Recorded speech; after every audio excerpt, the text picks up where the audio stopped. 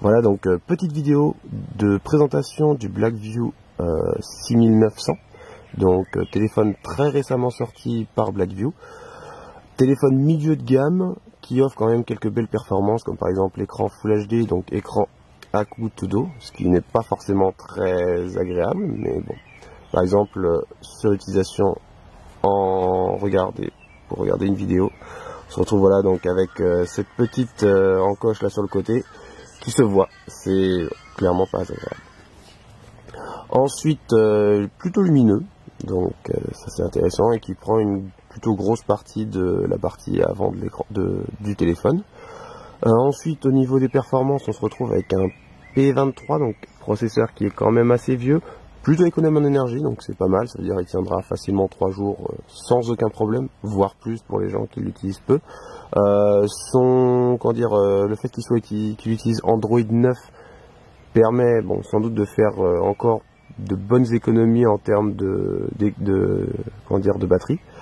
Donc il faudra par exemple le régler de manière précise pour utiliser par exemple des applications en tâche de fond qui disparaîtront quand vous ferez un nettoyage des applications inactives. Donc ça, ce sera à vous de le régler, donc il faudra aller dans les paramètres du téléphone et puis aller regarder dans tout ce qui est applications et notifications ou batterie. Ensuite, au niveau des avantages, c'est surtout, ça a l'air bête, mais donc il y a soi-disant 4 caméras, donc soyons francs, c'est du marketing. Il y en a en réalité que 2 à l'arrière. Donc par exemple là, le fait qu'il y ait écrit 4 lens et tout, c'est aberrant, il n'y a rien du tout. Celle-ci ne sert à rien, celle-ci non plus. Et puis ensuite il y a cette caméra là et l'autre qui sont la caméra principale, donc un 16 mégapixels de très bonne qualité.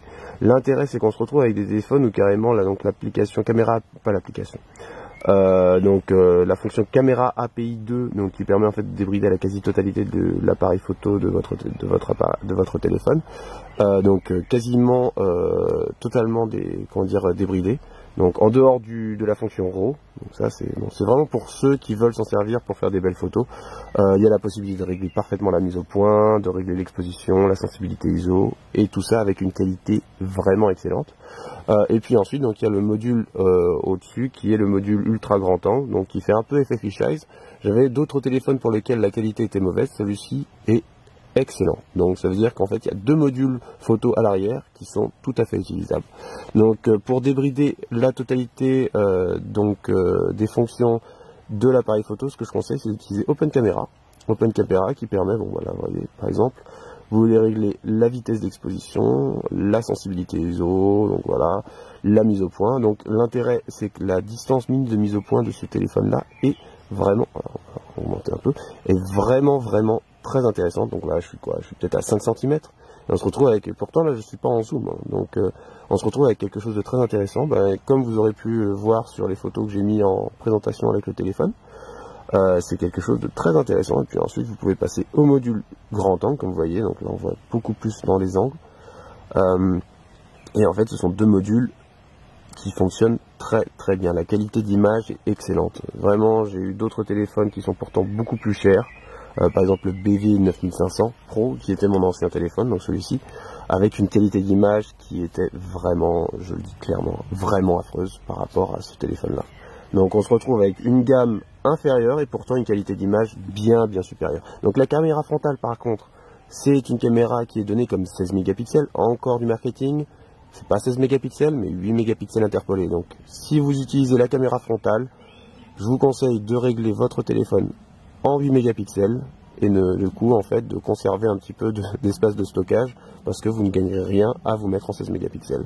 Ensuite au niveau de la fonction vidéo, alors là pareil, on se retrouve avec un téléphone assez récent, on le voit parce qu'on est en 4K, et en plus en 4K avec stabilisation électronique, donc ce qui permet en fait d'avoir des vidéos beaucoup plus stables, et donc des vidéos très agréables à regarder.